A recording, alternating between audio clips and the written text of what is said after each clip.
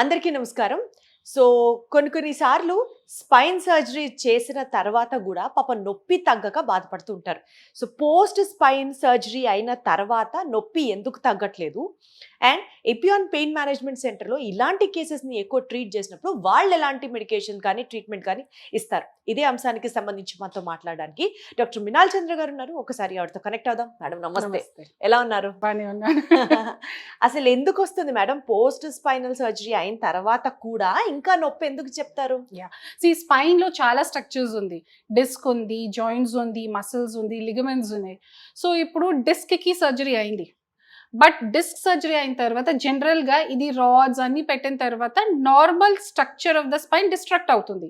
So దాని alignment change అయిన తర్వాత జాయింట్స్ ఉంది, ఫెసెట్ జాయింట్, ఎస్ఐ జాయింట్. దాంట్లో స్ట్రెయిన్ ఎక్కువ అయిన తర్వాత facet joint pain, SI joint pain start అవుతుంది. సో పోస్ట్ స్పైన్ సర్జరీలో జనరల్ గా ఏమవుతుంది, యూజువల్ గా ఏ నొప్పితో డాక్టర్ దగ్గర వెళ్ళినప్పుడు సర్జరీ చేశారు ఇది కరెక్ట్ అవుతుంది, కానీ తర్వాత వేరే వేరే బ్యాక్ పెయిన్ కి రీజన్ స్టార్ట్ అవుతుంది. దాంట్లో 2 very important causes, facet joint and SI joint. So తర్వాత పేషెంట్స్ ఏం చెప్తారు, నా నొప్పి తగలేదు. When we examine them the disc pain would have come down, కానీ ఇది joint pains are sometimes muscle pain, sometimes ఇది లోపల సర్జరీ వల్ల ఫైబ్రోసిస్ స్టార్ట్ అవుతుంది. సో దాని వల్లనే కూడా పేషెంట్స్ వస్తున్నారు. అంటే అవన్నీ మెయిన్ స్పైన్ సర్జరీ అయిన తర్వాత కాంప్లికేషన్స్ లాగా చెప్పాలా మనం? Not complications but sequence, consequences of surgery, not complications. Okay, so consequences of surgery tarvata change in the alignment. ee alignment change ayin tarvata, see, whenever idi nature against we disrupt anything, there will be consequences. So ee consequences vallani konni sarlu joint problem, ligaments problem, muscle problems, or sometimes suppose L4 L5 surgery ayin tarvata L5S1 disc ekku avvachu. So these are the causes, multiple causes undi. So that is very important that patients వచ్చిన తర్వాత ఏం చెప్తారు, నేను సర్జరీకి వెళ్ళాను, నా నొప్పి తగ్గలేదు. But again without examination patient కి చెక్ లేకుండా ఇది ట్రీట్మెంట్ చేస్తే కష్టం అవుతుంది.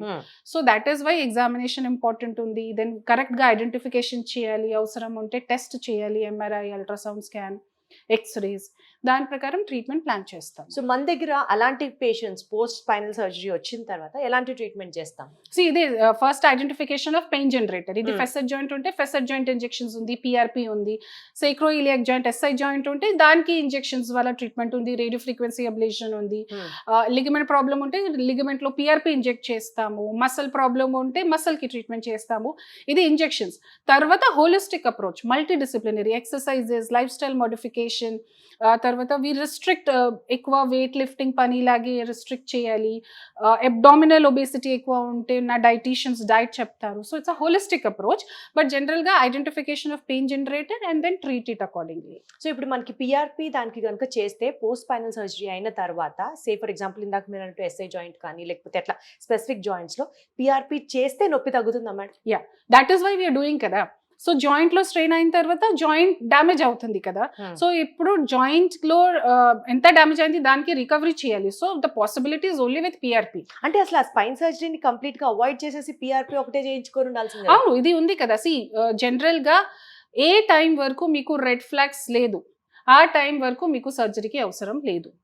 రెడ్ ఫ్లాగ్స్ ఏమేమి ఉంది, మీకు యూరిన్ మోషన్ కంట్రోల్ లేకపోతే, కాల్లో చేతిలో వీక్నెస్ ఉంటే, అండ్ సివియర్ నొప్పి, సివియర్ కంప్రెషన్ ఉంటే, మైలోమెలేషిక్ చేంజెస్ ఎంఆర్ఐలో ఉంటే, ఆ time this is red flags and you have to go for surgery. ఆ టైం వరకు we can manage with PRP, radio frequency ablation, epidural injections, nerve blocks, dextrose therapy, prolotherapy, చాలా చాలా ఉంది.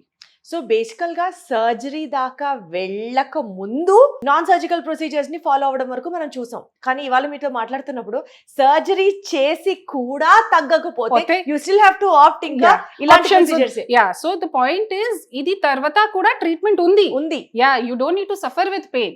ప్రతి నొప్పికి రీజన్ ఉంది, ఐడెంటిఫికేషన్ చేసిన తర్వాత ట్రీట్మెంట్ ఉంది. That is what we have to convey to the patient. So ఇప్పుడు సర్జరీ అయిపోయింది, దాని తర్వాత మీరు చెప్పినటువంటి ఈ ప్రొసీజర్స్ అన్ని ఫాలో అయ్యారు అండ్ అండ్ హోలిస్టిక్ అప్రోచ్తో వాళ్ళు హ్యాపీగా ఉన్నారని అనుకుందాం మేడం.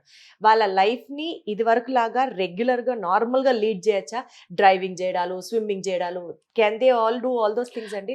అన్నీ చేయొచ్చు, ప్రాబ్లం లేదు. Like swimming is actually good only. Swimming చేస్తే అన్ని మసిల్స్కి జాయింట్కి స్టిఫ్నెస్ తగ్గిపోతుంది. So exercises, swimming, cycling, walking బాగానే ఉంది. డ్రైవింగ్ కూడా షార్ట్ డిస్టెన్స్ సిటీలోనే ఓకే, కానీ లాంగ్ డిస్టెన్స్ ప్రతిరోజు 50 కిలోమీటర్స్ 80 కిలోమీటర్స్ డ్రైవింగ్ కొంచెం కొన్ని మంత్స్ వరకు అవాయిడ్ చేయాలి. Otherwise regular lifestyle as it is తప్పకుండా you can do it. Thank you so much madam. So బేసికల్గా ఎపివాన్ పెయిన్ మేనేజ్మెంట్ సెంటర్లో నాకు అర్థమైంది ఏంటంటే, ఎలాంటి పెయిన్కైనా you have a solution here. పెయిన్తో క్వాలిటీ ఆఫ్ లైఫ్ని మీరు ఇబ్బంది పెట్టాల్సిన అవసరమే లేదు. అది సర్జరీ ముందు కావచ్చు, సర్జరీ తర్వాత కావచ్చు, it depends upon patient to patient and scenario to scenario. But still there is a solution అన్నది ఒక రే ఆఫ్ హోప్ లాగా అనిపిస్తుంది ఇక్కడున్న టీమ్ ఆఫ్ డాక్టర్స్తో మాట్లాడితే. Thank you so much. Thank you.